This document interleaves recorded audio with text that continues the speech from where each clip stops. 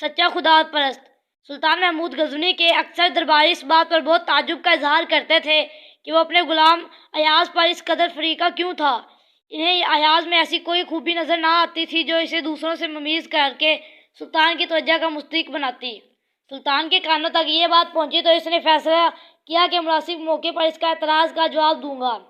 اتفاق سے جلد ہی ایک ایسا موقع پیدا ہو گیا۔ ایک دن دوران سفر قیمتی سامان سے لدے ہوئے ایک اونٹ کا پاؤں پھسلا تو وہ زمین پر گر گیا اور اس پر لدا ہوا سارا سامان بکھر گیا۔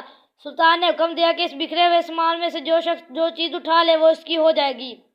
یہ حکم دے کر سلطان آگے بڑھ گیا اور اس کے تمام ہمراہی سامان لوٹنے میں مصروف ہو گئے۔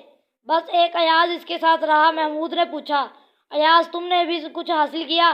اس نے ادب سے جواب دیا، میں تو حضور کے جلوں میں تھا کیونکہ میری نظر میں میرے سلطان سے قیمتی کوئی دوسری شے نہیں۔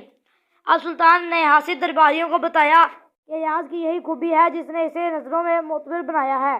اس حکایت میں حضرت سعدی نے ایک سچے خدا پرست کا کردار نمایاں کیا ہے۔ دین کی کچھ باتوں پر عمل کرنے سے انسان خدا پرست نہیں بن جاتا، بلکہ یہ درجہ اس وقت حاصل ہوتا ہے جب اپنی ہر خواہش اور ہر جذبے کی نفی کر کے وہ مالک حقیقی خدا کی رضا کو اپنا عہدہ